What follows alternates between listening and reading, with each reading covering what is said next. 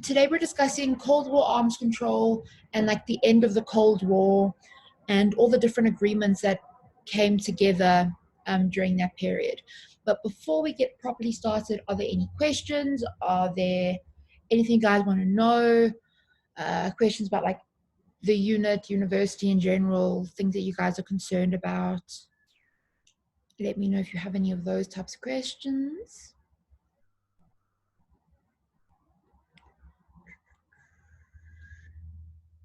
Okay, cool. It doesn't seem like it. Yes, actually. Yeah?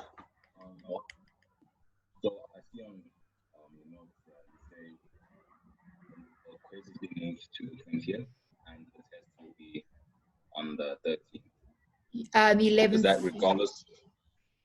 Pardon? Yeah? From the 11th to the 13th, 11th yeah? to the, yeah. Yes. So is that irrespective of whether we're still online or yeah. do you think? No, that's Okay. yeah, that's I'm going to keep it like that. We have no real confirmation about how the rest of the semester is going to go, and I think the IEs, from what I like, my understanding of what's going on is that we're pretty much going to stay at least some parts online for now, just to control like people coming in and out of campus and stuff. So I think for now at least we're going to keep on, and all the stuff that I've put online is going to just stay online. I don't think there's any, because I know there's some students who, even if we go completely fully back in, I know there's some students who aren't going to come back for whatever reason. So yeah, everything will stay as is. Thank you. Pleasure. Okay. So just quick reminders. First Moodle quiz will open on the 18th.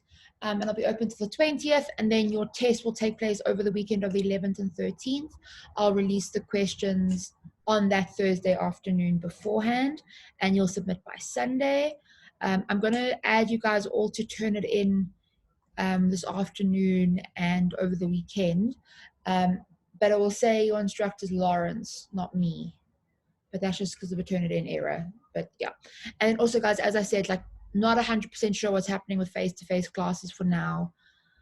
We're kind of just playing everything by ear a little bit, I think. So yeah, I think we should just carry on as is for now, and we will cross the bridges when we get to them. Anyway, so arms control and disarmament kind of became a massive thing after the Cuban Missile Crisis, right? Because we came so close to like this devastating historical event that people got really scared. But before we do that, so arms control are agreements to regulate arms by limiting growth and restricting how they're used, right? Disarmament is the reduction and like elimination of weapons. So disarmament very seldom achieves what it needs to achieve. They're very like disarmament achievements are very rare and very rarely successful, and this is because they're normally involuntary and they're victor imposed. And we can see this throughout history. Like the best kind of most clear example of this is after World War I, where Germany was forced to like get rid of their army and demilitarize and everything, and that was imposed obviously by the Allies. So this is just kind of, so disarmament agreements are less likely to be successful than arms control agreements, which is why arms control agreements are still kind of the ones that we use the most today. So you get bilateral and multilateral agreements, right? So bilateral obviously means two countries. These are much easier to negotiate and enforce, and they do tend to be more successful overall, right? It's much easier for me to sit in a room with like, if I was like the South African like ambassador, and I sat down with the ambassador of Angola, and the two of us sat and discussed like bilateral agreements for our two countries. That's far easier than us sitting in a big room at the UN trying to negotiate a deal that every country in the world is going to agree with. So that's why they tend to be more successful, right? So multilateral is 3 or more countries. The best examples of bilateral agreements are the superpowers agreements to control nuclear weapons. And importantly, we need to remember specifically in this unit, that arms control is more than just nuclear weapons. And we will get on to talking about things that aren't nuclear weapons at some point, a bit later on in the unit. But like these international restrictions upon like development, stockpiling, proliferation, they also involve like small arms, conventional weapons, and then obviously your weapons of mass destruction, including bioweapons and chemical weapons. So when we talk about arms control, just keep in the back of your mind that we're talking about arms control as a whole, not just for nuclear weapons. But to talk about nuclear weapons for now, so obviously the Cold War, there was never any direct military conflict. We had like mutually assured destruction, and pretty much after the Cuban Missile Crisis, it got to the point where there were plus minus, okay, there were over 25 arms control agreements. They suddenly started springing up, right? And so after World War II, America obviously started developing its nuclear arsenal, and it wasn't really until the Soviet Union developed theirs that America realized that, hey, maybe we needed something to control this. And it wasn't really until after the Cuban Missile Crisis that I think the entire world kind of stopped for a second and was like, should we really be allowing these weapons to be made and deployed as freely as we are? Just randomly, over the weekend, I watched X-Men First Class, and that's got a whole part about nuclear war and the Cuban Missile Crisis. And it's actually quite well done and really interesting. So if you guys have like time this weekend and you want to watch a superhero movie, watch X-Men First Class. It's very good. Anyway, so in 1963, we have the Hotline Agreement, right, which was basically the like red telephone, which went from the American, the White House to the president of president of Russia in Moscow. And it was just the idea that like, if there was ever anything that happened that came as close as the Cuban Missile Crisis did, the two presidents would have like a direct line between each other to be able to call and talk to each other, right?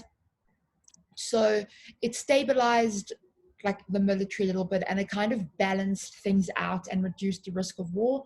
And in general, it did lower tensions. It not only lowered tension for, like the presidents and the military, it also lowered tensions for the people, in each country. So the following agreements are the most important and the ones that we're going to discuss the most. So we have the Anti-Ballistic Missile Treaty, or the ABMT, that happened in 1972. We have the Strategic Arms Limitation Talks, or SALT, which was in 1972 and 1979. We have the Strategic Arms Reduction Treaty, which was START, at 1991, 1993, and 1997. The Strategic Offensive Reductions Treaty, which was called SORT, and the new Strategic Arms Reduction Treaty, which was called New START, and that was 2011. So these are the kind of 5 most important bilateral agreements between the US and Russia, and they're ones that still have a lot of pull even today. You haven't let me know if I'm going too fast or anything. Yeah. Cool. So the ABM treaty essentially limited anti-ballistic missiles, right? And it limited the anti-ballistic missile systems that were used to defend areas against the missile nuclear weapons. Okay, so ABM systems are a series of missile systems that have the ability to shoot down incoming intercontinental ballistic missiles. That's what ICBM stands for. So the treaty that went with this was essentially that no side can use the ABM systems to launch first strike. Okay, and the whole idea behind it was, and this is what it specifically says in the report, is based on the premise that if either superpower constructed a strategic defense, the other would build up its offensive nuclear forces to offset the defense. The superpowers would therefore quickly be put on a path towards a never-ending offensive-defensive arms race as each tried to balance its counterparts' actions. And this is what we really, really, really, really, really tried to avoid. Yes, I do. I see you put up your hand. Yes, ma'am. I just want to ask, maybe I just need some clarification. They said like they created the ABM treaty to not have a first strike. But like, isn't like anti-ballistic missiles like heat sensing? Don't they connect onto other missiles, or can they used for like They can, well, not necessarily. offensive strikes? They can be used for offensive strikes, but this was more just to like ensure that if they did create a ABM that was like very offensive, or that can be used very offensively, that they won't be able to use it for to launch a first strike. But yes, they normally do go with Okay, other. thank you, ma'am. But that's why this is not the. That's why like it was the ABM treaty, and it was in partnership with like SALT and with SORT and with the New START treaty and all those treaties together. So many of these treaties don't exist.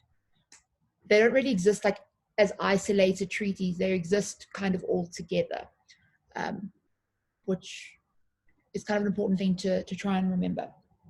But I mean, what they're saying here is correct, right? And it happened during the arms race, and like I think it could have continued happening if we didn't have these treaties, which is essentially if you tell. And I was actually in my first year class this morning, we were discussing realism, and we were discussing the whole idea that in order to balance power, a country becomes stronger, but the countries around it then also become stronger, and then they also become stronger. And it's just the security dilemma and the negative feedback loop over and over again, because eventually you're all going to get so strong, but like you're all just getting stronger, which has obviously been a bit of an issue in all of this.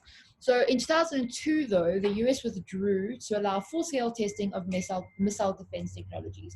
And their reasoning for it was that they said that even though they no longer had the threat of the Cold War, they now had the threat of terrorists, and therefore they needed to be able to test their missile defense technologies, which they got a lot of like slack for that, simply because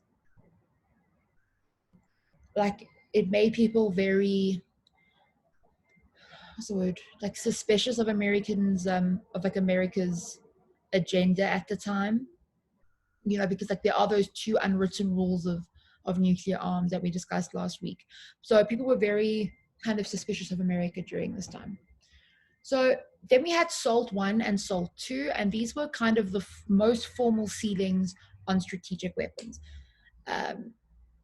And they specifically intended to like restrain arms race and strategic weapons. So that was like the whole entire point of it. So SALT 1 froze the number of strategic ballistic missile launches at existing levels. So they said like, okay, this is it, you cannot create anymore.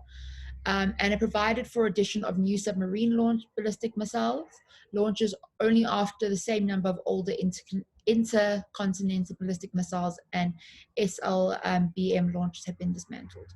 Right, so in order for them to create new submarine launched ballistic missiles, they first had to get rid of the same amount of the older SLMBs and ICBMs.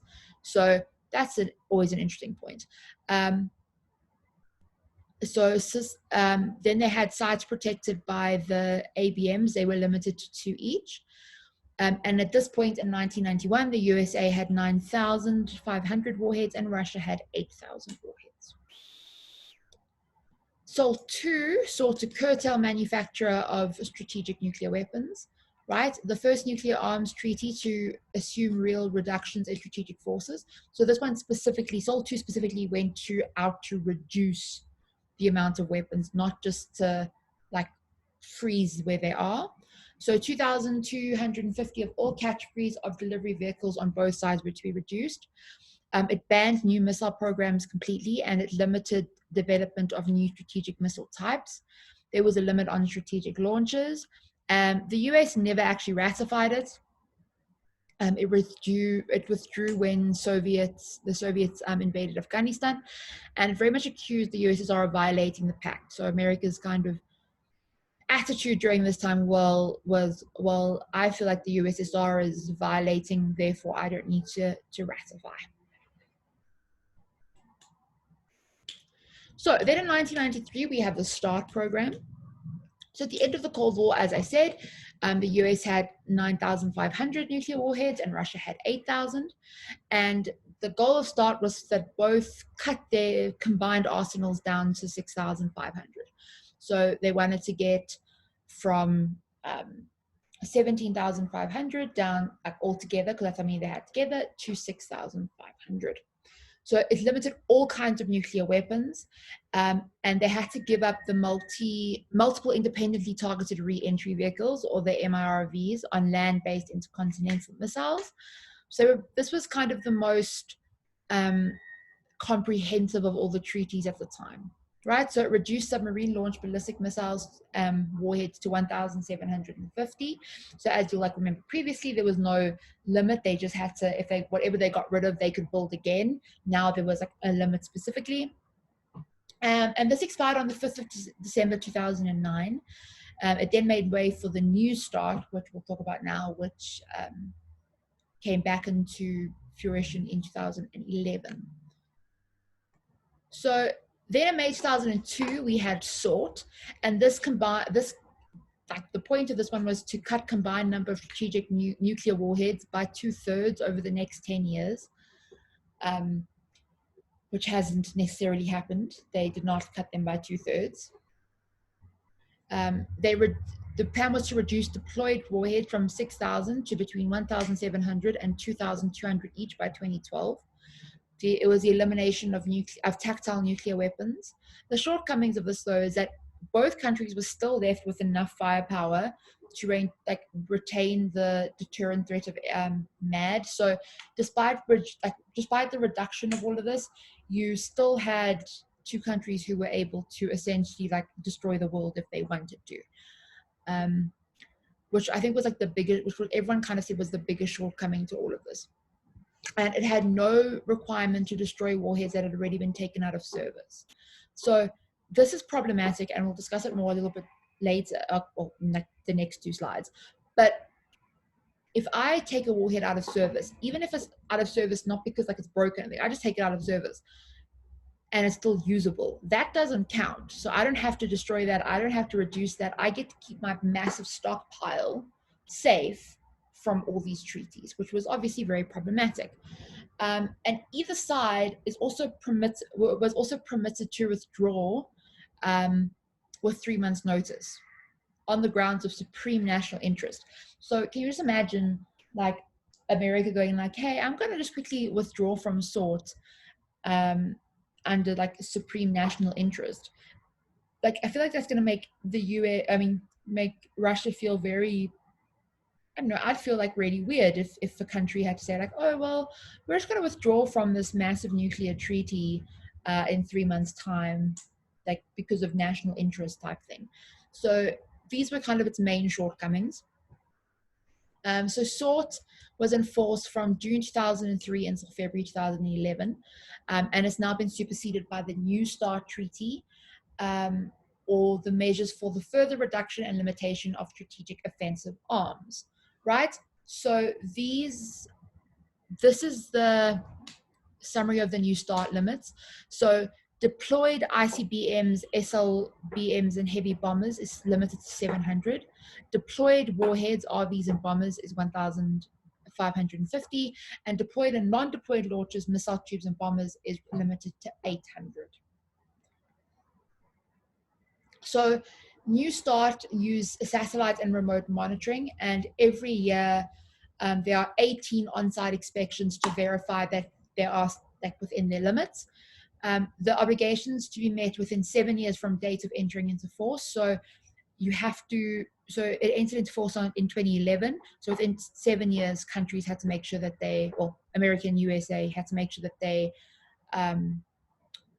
reached the limits of what they were asked. The treaty, sorry, raised hand. Ma'am, I just want to ask, what guarantees are there that, who does these inspections? Who is supposed to do these inspections? Because, what guarantee? There isn't one. That's the short answer. But there is a board whose name has literally just slipped my mind. But there's a board of nuclear investigators, and it's a board of scientists and independent people who are the ones who are supposed to go and check. And there are certain things nobody from the same nationality can check their nation's nuclear plants or whatever. But there is no entire guarantee that there are not hiding something. And that's kind of always been the issue with arms control, is that, yeah, we can ask them to, and we can like, we can say that they have these limits, but like, if they just hide them and we don't know, then we don't know. But they do use satellite monitoring, which specifically for New Start, which they didn't use for anything else, which means that they can kind of watch and see what is happening on the plants and see what they're doing. Obviously, like, you can't 100% guarantee it, but there are certain like smaller checks and balances that are in place. So yeah.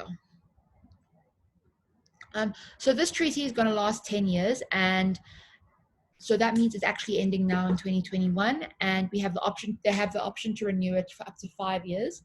So depending on who wins the US election and what Putin is feeling on that certain day, it could last until 2026. But we will have to wait and see for that. That will be interesting. The shortcomings, of course, is that, again, it doesn't limit the number of operationally inactive stockpiled nuclear warheads. So yeah, this is the entire problem. So America and Russia both have thousands, like high thousands of like inactive like stockpiled nuclear warheads that like they don't use, but they both have them in their inventories, which is problematic. So after decades of rapidly building nuclear warheads, the US and Russia pledged to dramatically cut the number of nuclear warheads in their stockpiles through a series of armament agreements. This was inspired mostly by other nuclear powers, inspired most of the other nuclear powers to not increase the number of warheads deployed. So this was like one of the benefits that came out of all these bilateral agreements between the US and Russia, is that most other nuclear powers then did not increase their arsenals either. And so the following graphs, I'm going to show you some of the graphs, which just kind of show you their nuclear arsenals. So here, so America's obviously blue, Russia's red. So here we have like the building. Sorry, I'm seeing something in the chat. I'm actually not entirely sure why they last for around 10 years. I think it's just to well, okay, I kind of know one reason. I don't know if this is like the official reason though, but one of the big reasons for it is so that if there are like if there's like a new type of weaponry, or like if there's been like technological advancement, guys, I can't speak to them. Advancements. If there've been technological advancements in like nuclear power and all of that type of thing, that they are able to then reassess the treaty and like add and make concessions for those new types of technologies. So that's one of the bigger reasons. I think there are like, I'm sure there are other ones, but that's just kind of one of the main ones. Okay, so as you can see here, we can see how America's kind of stockpile had grown. And we can see here, we were kind of at the height of everything, and this is where everything started to go down a little bit. Yeah, so here's it's just a nice graph. It's just nice to be able to like illustrate it for you. So this was in 2016. This was the estimated global nuclear warhead inventories.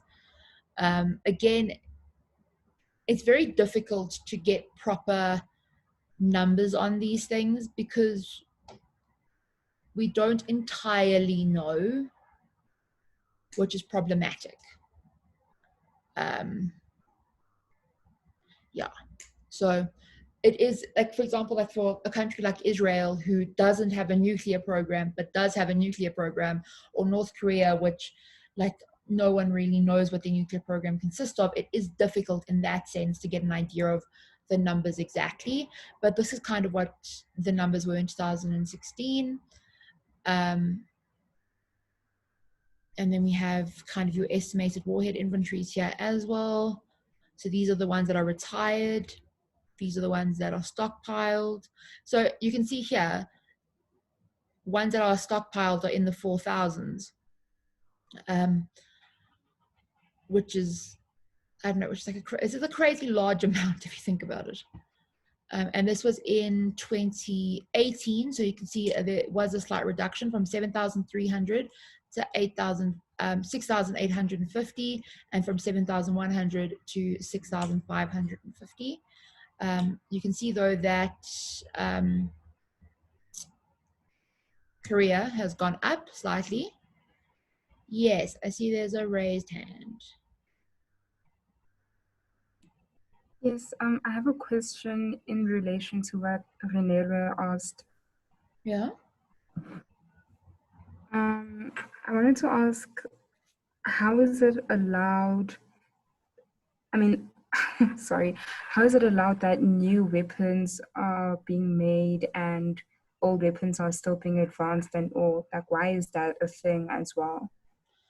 Because a lot of countries kind of call that like research, and yeah, essentially that's what it is. Like they often make it look like it's something else, and that's kind of I mean, something we want to discuss now. That's one of the bigger problems when it comes to nuclear weaponry in general, is that you can only ban so much, but we're like continuously innovating, which is obviously incredibly problematic when it comes to weaponry. So that's why it's almost like we're continuously, like the treaties are playing catch up with the type of weapons that are being built. I don't know how it's just allowed. I think it's just allowed because, like, what's the alternative? Stop countries from innovating. You know, like you can't stop scientists and people from like creating things.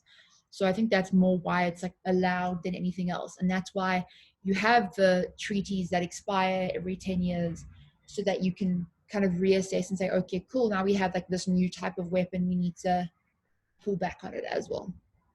Hope that makes sense. But yes, you can see the does it make sense? Yeah, it kind of makes sense. It's just strange. It is strange. Global politics is strange. Governments are strange. That's what I feel like I keep learning over and over again doing the subject and just like looking at the world around me. But yeah, so here we can see, there we go. Here we can see that the only two countries have actually increased their stockpiles, and that's China and North Korea, which is interesting. But everybody else is reduced. These are just like interesting graphs to look at, I feel. But yeah, the summary of kind of what we said. So some of the concerns that have ignited fear that nuclear disarmament will not continue. So these are just like things that have happened during like the last kind of 20 years or even 30 years at this point that are telling us that nuclear disarmament might fail or might stop. So in 2005, the US made a commitment, instead of destroying their remaining Cold War warheads, they decided that they would rather store them. And they developed the Star Wars Missile Defense Plan, which we'll discuss more of in topic 5, so I'm not going to get into that now. Putin, in 2005, also announced that Russia had developed or deployed new ballistic missiles, and they were called Belava. And it's a weapon, according to the description, it's a weapon that not a single other nuclear power has or will ever have in future, and that will force the US to reassess its estimates of Russia's great power status. He was then seen in 2018, he spoke about the fact that he has invincible nukes, that they've developed invincible nukes, and he says that they could reach anywhere in the world. He said of the West that they need to take account of a new reality and understand that this is not a bluff. Zito, sorry, yeah? Yeah, I was just going to ask, why doesn't the New START also involve China? It's just because it started as a bilateral agreement. The multilateral agreements, which we're going to start discussing now, do include China, but you often find that China doesn't ratify or sign off on any of them. So there'll be signatories, but they won't ratify them, which is problematic as well. Nuclear arms are problematic, guys. That's what I'm trying to teach you. But yeah, we'll discuss multilateral agreements now, and you'll see kind of where all the other countries tend to fit in. but yeah, so in 2018, Putin supposedly said that they have invincible nukes that are so good that they could reach absolutely anywhere in the world. And he essentially told the West that this is not a bluff. What that means in the greater scheme of the world, we don't know, because he kind of just never mentioned it again. But essentially, he's trying to tell us that if we ever do go to nuclear war, Russia will dominate, I guess. So, multilateral arms control. So there are many examples of multilateral arms control all throughout history, right? So we had the Hague conferences in 1899 and 1907, and this was like the first kind of practical effort to limit armaments. So they had like a general international agreement, and they just tried to restrict the use of some weapons. So like specifically your more developed guns at the time, they tried to limit that. Bombs like grenades and stuff like that, they tried to limit. But overall, it was very like general and not very, it was kind of vague, and eventually like nothing really came of it. And then we had the League of Nations, which tried their much more serious efforts. So they had the World Disarmament Conference in Geneva in 1932, and this involved most countries. And when I say it involved most countries, it involved most countries that were not colonized, and it was just assumed that the colonizers would control what was happening in those colonized countries. So this pretty much covered like almost all categories of weapons. However, the conference kind of had to be stopped because of Hitler, Hitler.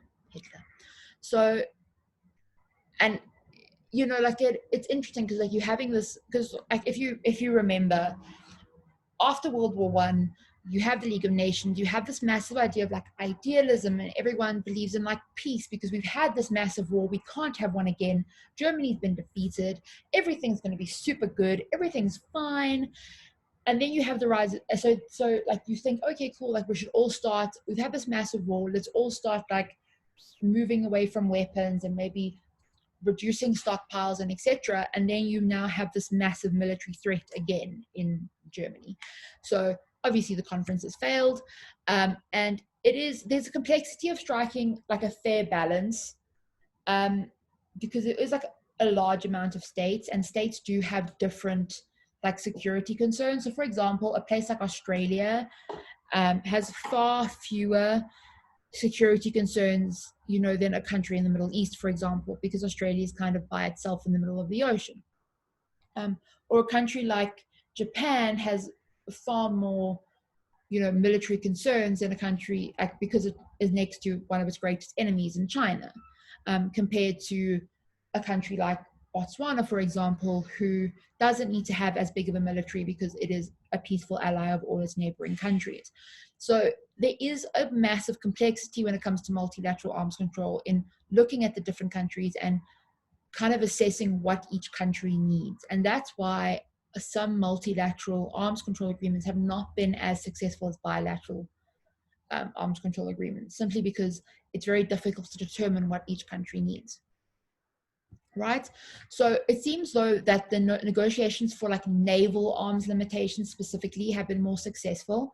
So in 1922, we had the Washington Conference, and that was with the US, Britain, Japan, France, and Italy, and they all agreed on the size of their battleship fleets. We had the London Conference in 1930.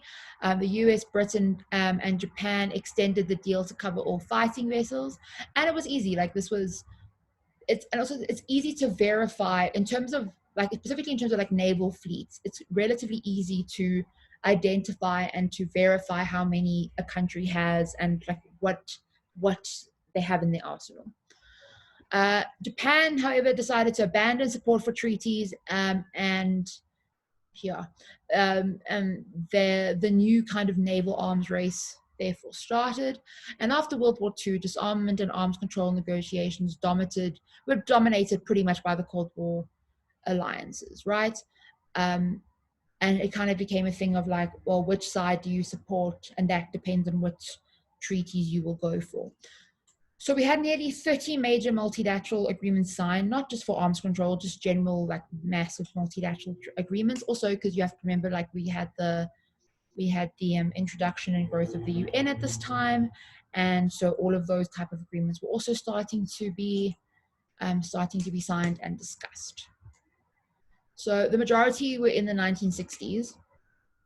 And it is essentially like everything was very relaxed about nuclear arms control, not relaxed, but like relaxed about nuclear arms control until the USSR had the same capabilities as the United States. When that happened, it was like, oh crap, we need to do something like right now almost. So these are just some of them. So we have like the Antarctic Treaty, which prevents the military use of the Antarctic, including the testing of nuclear weapons. We have the Limited Test Treaty ban. We have the Outer Space Treaty, which outlaws the use of outer space for testing or stationing any weapons, as well as for military maneuvers. That's signed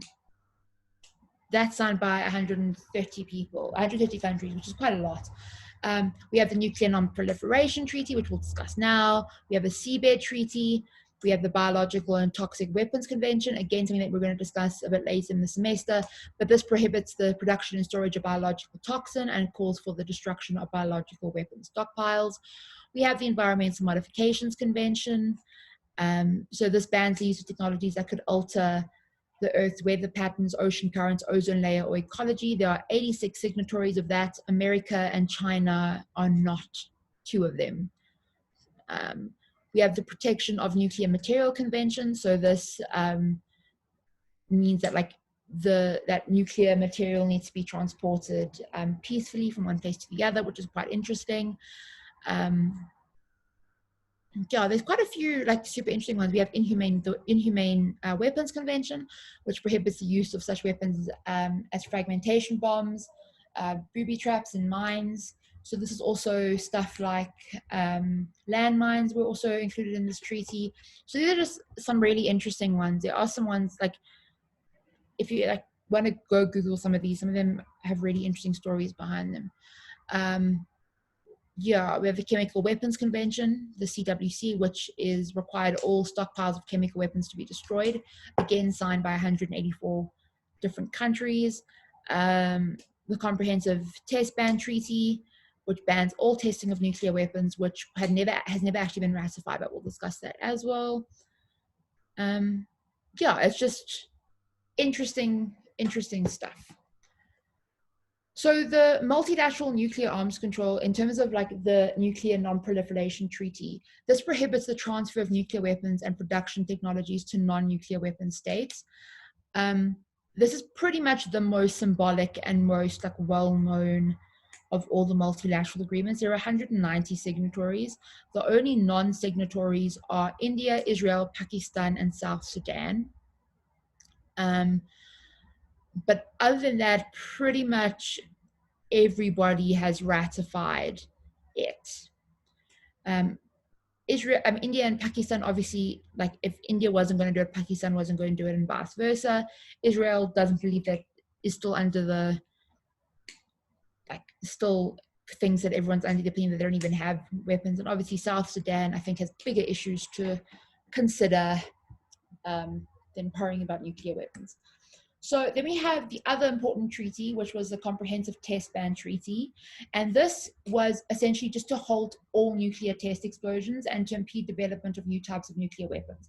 So the CTBT was essentially designed to stop any sort of like innovation when it came to nuclear weapons.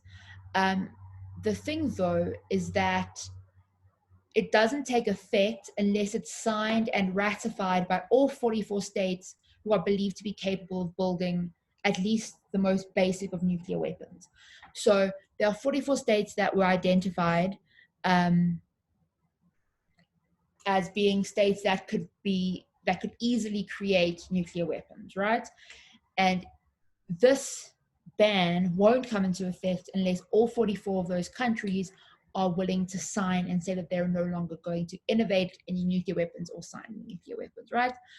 This obviously has not come into play yet. We'll discuss a lot more about this in week 5, but the biggest setback it suffered was in 1998 when India tested 5 nuclear weapons, and Pakistan the next, like a couple months later, decided to test their nuclear weapons as well. I know that China's hasn't ratified or even signed. The US hasn't ratified it. Russia hasn't. No, I think Russia has actually, or Russia has said that they will. But I know the US hasn't, China hasn't, India hasn't, Pakistan hasn't. Yeah, I think France, the UK, all of those type of countries agreed.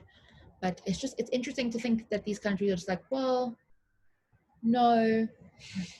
Essentially, it's like, yeah, like we don't want to like die in nuclear war or anything, but we're also not willing to stop creating weapons. So we'll just leave it at that. So the future of arms control. So we'll discuss this more in the absolute last topic of the semester, but I thought we'd kind of just touch on things now, right? So there's a lot of formidable obstacles to arms control and disarmament. Just in terms of like security, in terms of funding, in terms of, as we mentioned earlier, in terms of like actually being able to verify if a country's done what it's supposed to do, there's just lots of obstacles, right? And existing agreements frequently regulate obsolete armaments or armaments that signatories of agreement have little incentive for developing in the first place, right? This is a massive issue. A lot of these agreements, especially the older ones, and this is another reason why they expire every 10 years, but a lot of the older agreements, they kind of cover weapons now that we don't necessarily want to use, or that are expensive for us to use, or that are just like, I don't know, not that big of a deal. And that's an issue, right? So when agreements are reached on modern sophisticated weapons, parties just like set the ceilings higher, right? So if, for example, like let's say we're going to set the limits on like a brand new type of intercontinental ballistic missile, if all the countries know that they want these and they have these, they're going to be like, okay, cool, well, we'll set the ceiling at like 10,000, for example, compared to the 2,000 that they should be setting it at. I hope that makes sense. But they specifically set the ceiling high so that they don't have to destroy their weapons, right? So essentially we're consistently trying to like disarm each other, but because we're not willing to disarm ourselves, like I say ourselves as if like it's a state, but because we're not willing to like disarm the state itself, like our own state, for our own security reasons, you can't expect other states to disarm themselves just based on like security reasons, right? You can't, like, America can't go around telling people like, hey, make sure you disarm your nuclear weapons, but we don't want to, right? And that's probably one of the biggest issues when it comes to nuclear arms control, right? And the second pitfall is that the second you try to limit one type of system, it just prompts the development of new types of systems. So we're like consistently innovating, right? So for example, the first SALT agreement limited the number of intercontinental ballistic missiles, but it didn't place any limits on the number of nuclear warheads, right? So it became the development of MIRVs, which are the ballistic missiles that can carry multiple nuclear warheads in one missile. So these are the issues, right? So essentially, when you quantitatively freeze the number of like warheads or the number of nuclear weapons you're allowed, you're essentially leading to like a qualitative improvement or qualitative advancement in like warhead delivery systems. So by like cutting them down, you're essentially building them even higher, if that makes sense.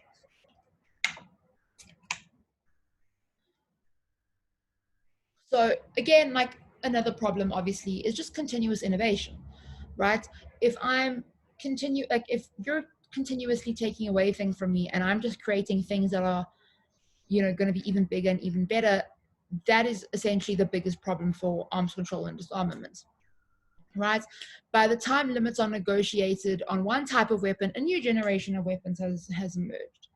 And modern technology is so advanced that it results in like this ever widening range of weapons, right? Weapons which are smaller, weapons which are like deadlier, weapons which are easier to conceal. And like, to put it into perspective, if you think about, remember floppy disks? I don't know if you guys are too young to remember floppy disks. I feel like I'm showing my age, but if you guys remember floppy disks, they could hold like 2 megabytes of data, and everyone thought that this was like the greatest thing of all time. And now I've got a USB, I think that holds 128 gigs, and that's even a small one. So when you kind of consider how far we've come technologically, yeah, exactly. You're basically, it's like a hydra. You're cutting off one head and 2 more constantly appearing, right? That's such a great way to put it. Thank you for saying that.